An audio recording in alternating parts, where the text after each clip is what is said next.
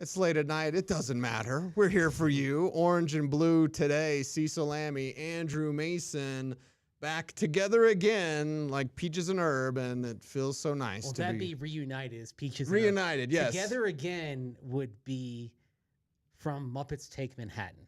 Okay. Yeah. Together again. It's the song that when Kermit has amnesia, Okay. brings him back to reality All right. of the Broadway show he and the other Muppets are doing. Well, I wish I had amnesia of what the Chiefs have done to rip out my heart with the last pick in the first round. We'll get to that in a little bit, but Mace, absolute first round chaos tonight in the NFL draft. It's a special edition of Orange and Blue today. Welcome in, everyone. We appreciate you all for watching.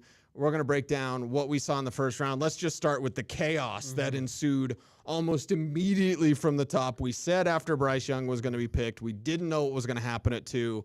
I was shocked when Houston went back-to-back picks. Yeah, a bold stroke by the Texans, bold stroke by DeMeco Ryans in particular, because here you are, you're a first-time head coach going into your first season, and first of all, you pick C.J. Stroud. So you are tying your success as a head coach to C.J. Stroud. That is an incredible leap of faith on the part of DeMeco Ryans. Says a lot about what he and the Texans coaches think of C.J. Stroud. And then to trade up and get Will Anderson Jr., and you sacrifice your first-round pick next year, do it. I mean, this, tip of the cap to them, because on some boards they got the top 2 players on each side of the ball, offense, defense, on some draft boards going into this process. But, for DeMeco Ryans, he's tying his success to Will Anderson Jr. and C.J. Stroud. Bold move. Yeah, best defensive player in the draft and arguably the best quarterback in this draft. I'm just so happy for C.J. Stroud because no one's going to be talking about S2 cognitive tests anymore because that all was thrown out the window with that number 2 overall pick. Yeah, exactly. It's a complex offense that they're running down in Houston because, of course, it's the Shanahan-McVay offense. And if they didn't believe that C.J. Stroud wasn't capable of handling it, they wouldn't have picked him. It's a tremendous vote of confidence, and I think there's a lot of BS narratives that I feel should come to a grinding halt because of what the choice the Texans made tonight. Yeah, Houston Texans going back-to-back there, and then the Colts going with Anthony Richardson. The AFC South was hot tonight. We'll get to the AFC West in a little bit, but man alive, AFC South teams, and Jacksonville being very comfortable moving back, but Anthony Richardson at 4, I loved it. Yeah, high upside pick. There's a lot of risk to it, but I can tell you, being at the combine quarterback workouts, and it was mostly Colts fans there because of course it's in Indianapolis. Right. And let's just say the reaction to the players working out was very tepid, including some boos for Will Levis. Did not really impress the people who were there. Didn't impress me that day. Anthony Richardson was kind of what you expected. Had some absolute wow moments and some moments that made you say, oh, man, but the wow moments are why you're picking him because he does show that. If you can get him to have more consistent footwork, start there because that's where a lot of his airmails and misfires happen is when he's got a clean pocket and he's still sending it 5-10 yards over the receiver's head. Well, you know what? That started usually because he didn't have his feet set. So you get that right. You've got a quarterback who's really intriguing, but, you're looking around the AFC. You've already got some great quarterbacks, right? The chances are pretty good that one of C.J. Stroud or Anthony Richardson is going to hit. One may miss, one may hit, but either way, if one of those 2 hits, you're adding another terrific quarterback to a stacked AFC, and if Russell Wilson can't figure it out, that, again, is heightening the challenge that the Broncos have in front of them.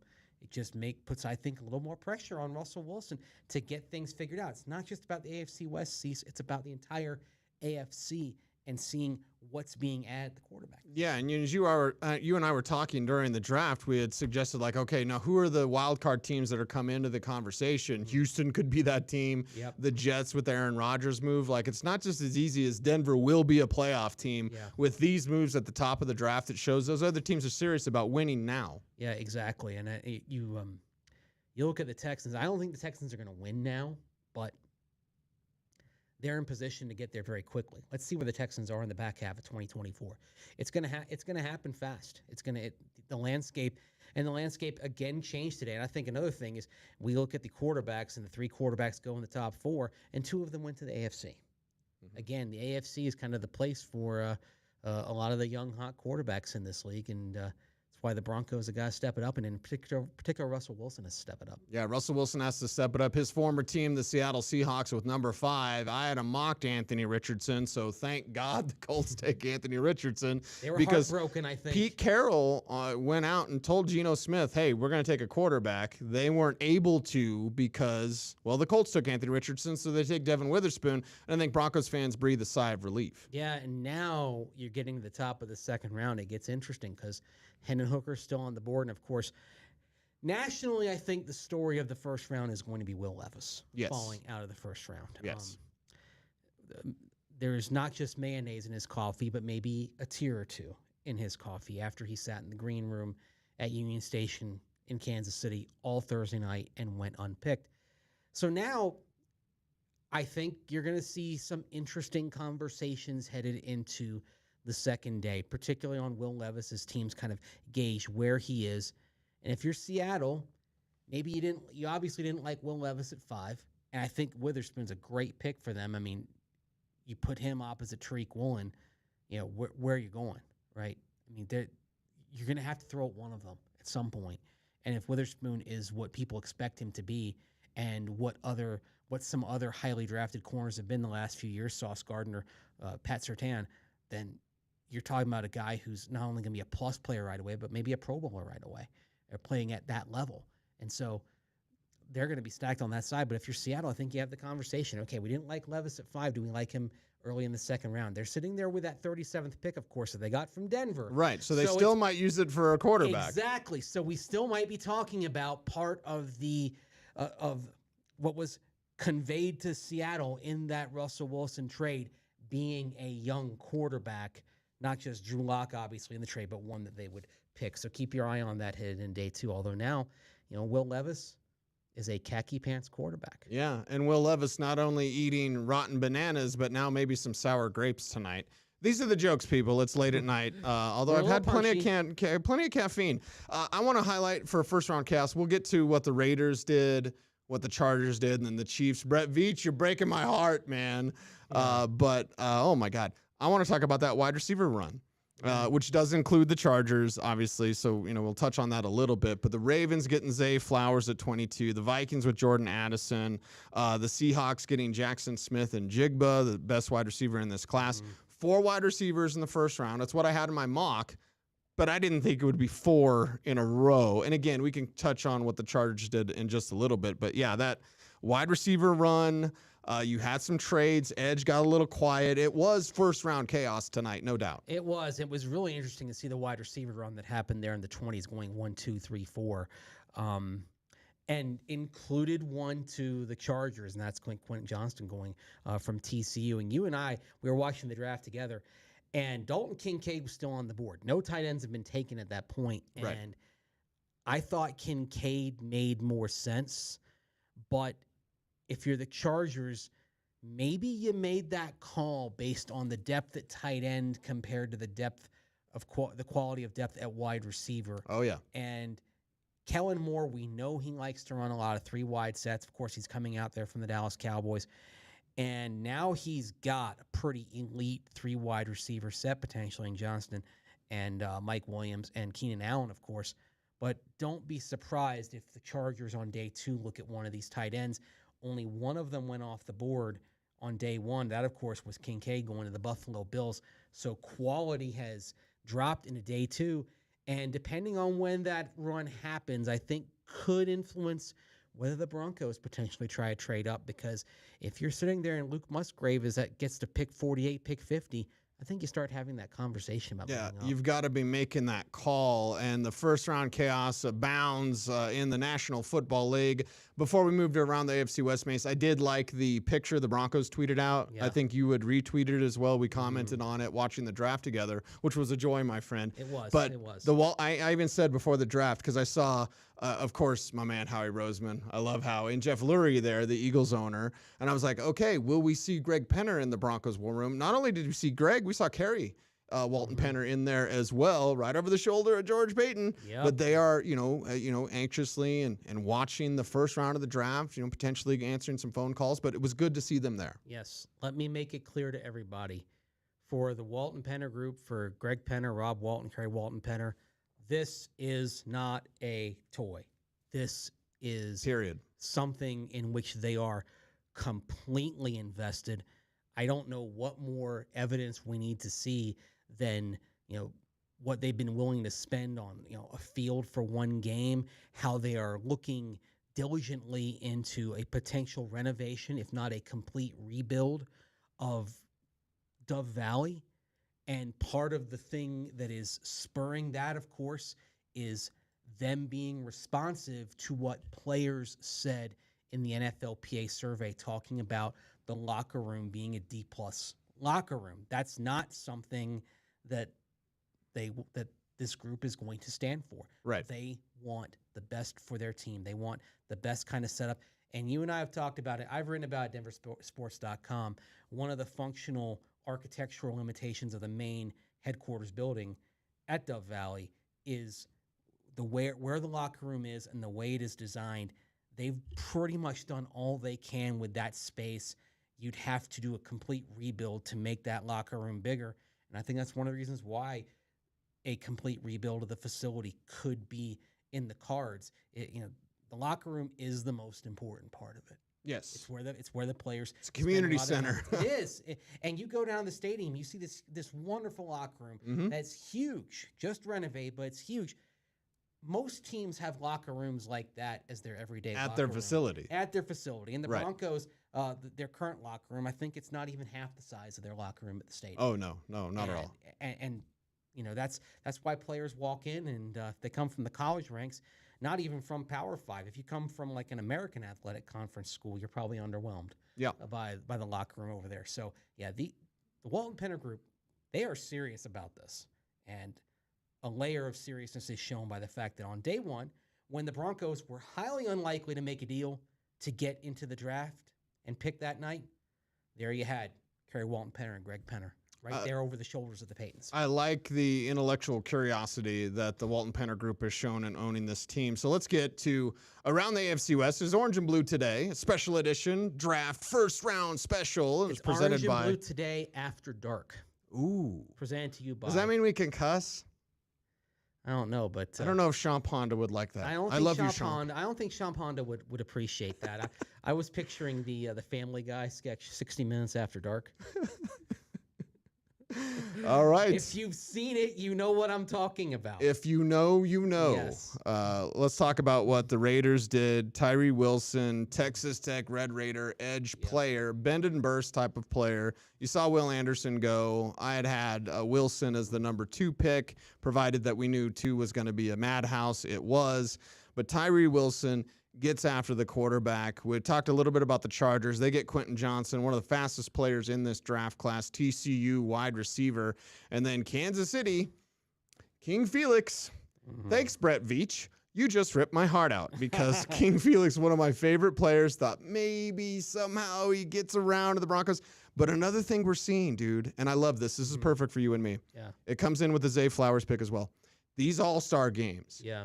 A legitimate way, it's not just us talking and, hey, what a great time. Like, a serious way for these players to. Zay Flowers wasn't a first-round pick. We go to Vegas, people are like, oh, he's a second, he's a value.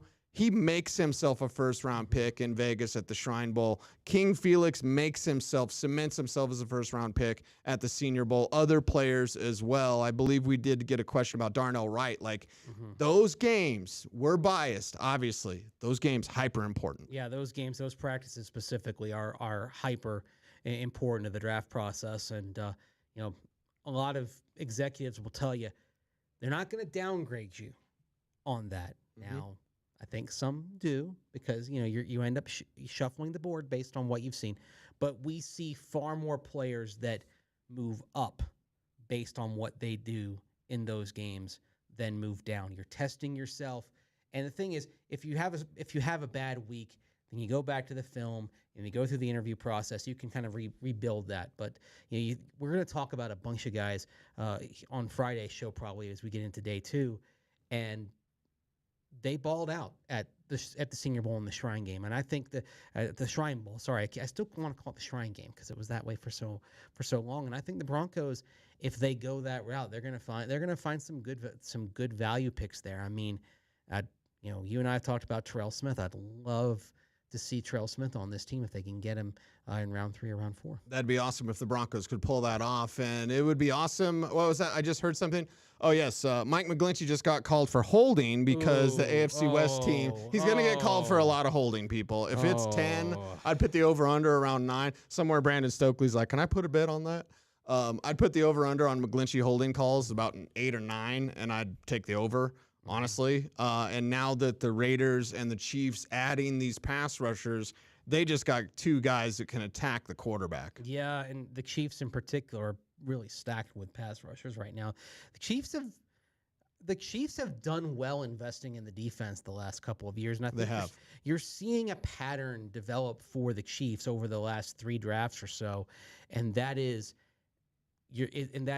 draft for defense. Go heavy on young talent. You're going to have to pay Patrick Mahomes. You're going to have to pay Travis Kelce. And they've also shown they're going to pay for the offensive line as well, in particular the left tackle position. If you're going to do that, then you've got to figure out other positions where you can get first contract value. And I think that's a reason why you're seeing them go heavy on the defensive side early in these drafts. And given the success of guys they brought in, Karl Aftis was pretty good last year. Nick Bolton's off to a tremendous Justin Watson in the secondary is good.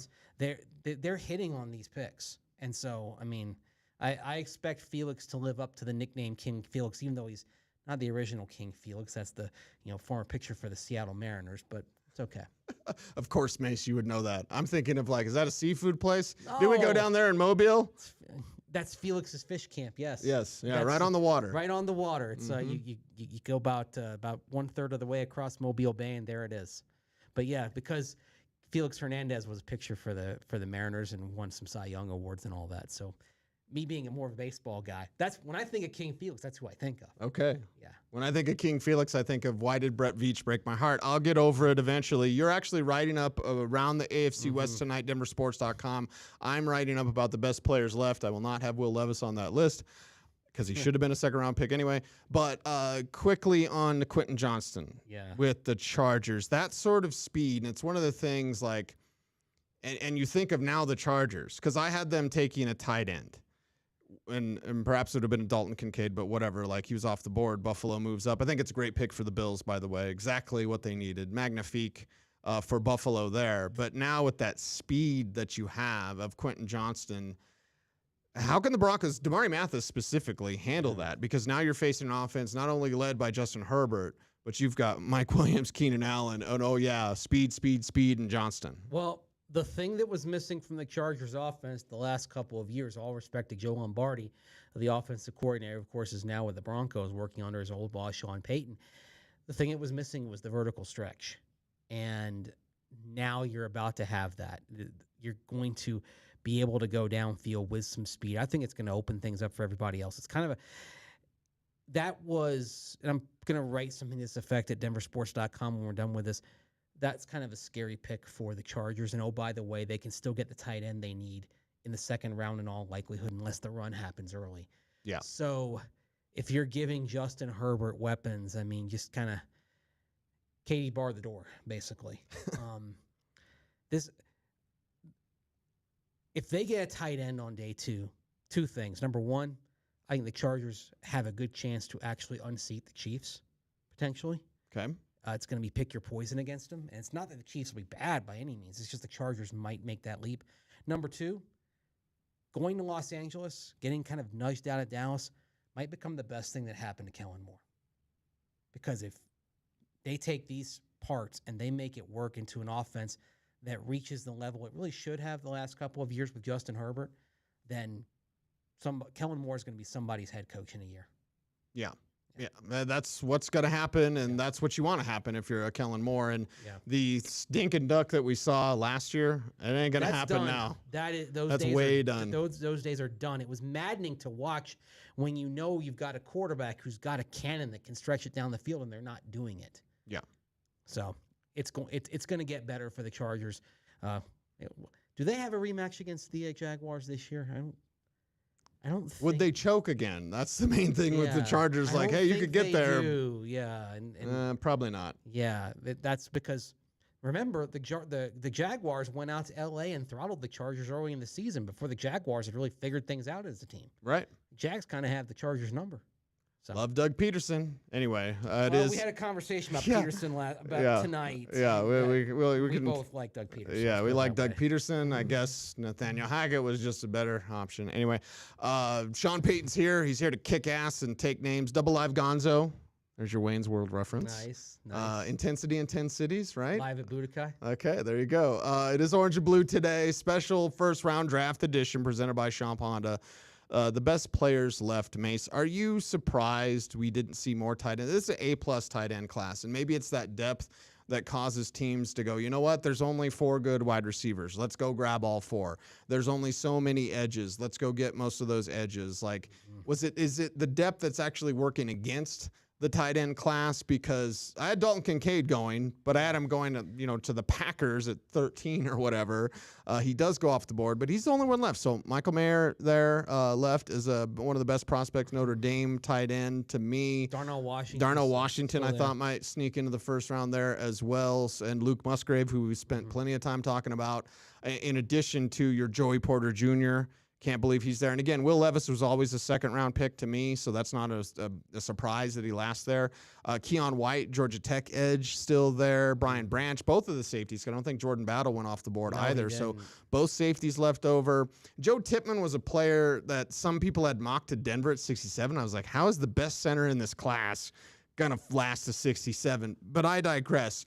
As you can tell, day one's happened. We had 31 picks. There's still a ton of talent left. Still is. I mean, I would argue, for example, if you look at the wide receiver position, for example, again, all due respect to the guys who went in the first round, I think Josh Downs out of North Carolina can be as good as any of them, and he's still on the board. And he may well linger well into day 2 and be someone you're talking about early in the 3rd round.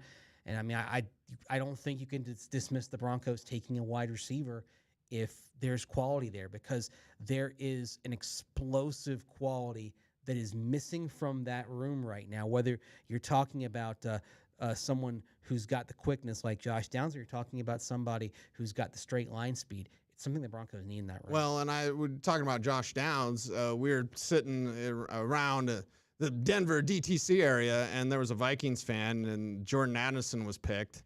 And as our commenter John here in the chat room says, I thought the Vikings made a weird wide receiver pick. It's like, you're Minnesota. You could take in a cornerback there. Like, okay, Jordan Addison, Downs. I mean, I'm actually on the side of taking Downs in that situation. Although I thought, and I had mocked Addison in the first round to Buffalo, actually. You can get the speed with Tyler Scott in the 2nd round as well. Oh, plenty of speed there. Out of the University of Cincinnati. The Bearcats, yeah. I mean, that Viking defense, needed some help. It's the entire reason why they didn't advance in the playoffs. Exactly. And it felt like they were going for a toy that they didn't need. Like, sometimes you just got to accept underwear and socks as your Christmas gift. They went for the fancy thing that might break in a week, but they needed socks, underwear, shoes, clothing, right? Right. And that's what some of these the guys that went a few picks later, I mean, they could have taken your guy King Felix there. Yeah. At 31. That'd have been a nice pick for him. Filled a need. So, I mean, I would not have even regarded, even though like BJ Ojulari didn't go in the end, I wouldn't have regarded him as a reach there. No, not at all. He was a late first rounder. Osiris Torrance, who I felt would go in the teens somewhere. I think I had a mock to the Jets. Your best guard in this class is still on the board. That's a positional value thing probably, because Anton Harrison goes, and he's tackle. Guards, interior O-lineman, most teams figure you can get that in round 2. That's the whole argument in 2018 with Quentin Nelson. It wasn't that he wasn't a great player. It's, do you pick a guard that high? Do you pick a guard in the first round at all? Against the positional value thing. Right. Right. So I'm going to be writing up the best players left in this draft for day 2 for the Denver Broncos at 67 and 68. You'll be touching on around the AFC West, and you're going to do some Broncos fits too, right? Is that right? Or Yeah, yes. Broncos fits for tomorrow. So keep checking all that at denversports.com. Even though the Broncos didn't pick, we're going to have plenty of coverage, and then I'm going to be out at I almost said UC Health Training Center. See, No I gotta longer. break myself of that habit. We can say Dove Valley again. The signs are gone. Really? Yeah. I just want to know if our They've keys been taking work. down the signs. Well, we're going to find out. We have our keys to the media room at Broncos headquarters. Yeah. Going to find out if Sean Payton's locked us out or not. I mean, I don't think he has. I think they like us. But I'll tell you. No, they like you. I did not anticipate having no reason to go over there until the draft. I mean, you know, the last thing media-wise that went on at Broncos headquarters was Sean Payton's press conference. Right. When he was introduced. Yeah. Because his 2 press conferences since then, one was in Indianapolis and one was down in Phoenix at the league meeting. Which is why we go to these things, because if they're not going to make them available here, we got to chase. We're going to go to where you're at. Them wherever, Right. You know? Right. Catch up, Sean Payton. Yeah. Get in the car, get on the plane, and go. Let's go. We do. And let's wrap this thing up because you have an early morning, an appearance on Schlereth and Evans. I'll be appearing on Stokely and Zach. We got plenty of writing to do. And again, the Broncos didn't pick. It doesn't matter, baby. Plenty to talk about with the NFL draft. Plenty to look forward to with your Denver Broncos. I'll be on air solo with Mace checking in from Dove Valley. That's 6 to 10 p.m. tomorrow. So the second and third rounds, I've got you covered. We're ready to rock and roll there. You'll be checking in when you can. We will have Broncos picks. We will see what George Payton does and what I feel is the most important draft for him. So, Mace, just some final thoughts tonight as we tie a bow on tonight's program. I mean, I was interested to see if the Raiders would jump on a quarterback. They chose not to. Had C.J. Stroud not gone with a second overall pick, I think the Raiders might have gotten a little bit feisty and maybe made a move. But you go into day 2 of the draft here. The Raiders are picking 38th. So that's the 7th pick of the second round. And maybe they're the ones who end up stopping the Will Levis slide by moving up a little bit. Isn't that kind of a Raiders move? It's a Josh McDaniels move, I think. It's a move of failure. So, yes, Will Levis to the Raiders. That would make me fine with that. I'd totally be fine with that. I am not in any way enamored with Will Levis. I didn't get why people saw him as a first rounder. Like, you know, when others are seeing it and I don't, I'm like, am I missing something? No, I don't think I'm missing anything on this. The second round is probably the right spot for him. But if you said, all right, you can take Hendon Hooker or Will Levis, I'm taking Hendon Hooker every time. 10 times out of 10, baby. Yes. You know, I learned my lesson in 2018 because in my gut I really loved Lamar Jackson, but I kind of followed the crowd a little bit. And I shouldn't have. Yeah, go with your gut. My gut says Hendon Hooker should have gone a lot higher, and somebody's gonna be very happy with him, and somebody's gonna take Will Levis and be very disappointed. Okay, that's a wrap for tonight's program, everyone. As we wrap it up, we just thank you guys for jumping on board with us. Tell a friend, do the YouTube things, like, comment, share, subscribe, hit the notification bell so that you never miss a vid. He's Mace, I'm Cecil. We're Orange and Blue today, presented by Champ Honda. OBT is a BFD, and we appreciate you. Follow Andrew Mason on Twitter, at Mace Denver. I'm at Cecil Lammey, saying until next time, be safe, be kind, know that you're appreciated. Stay tuned, and as always, please, stay frosty.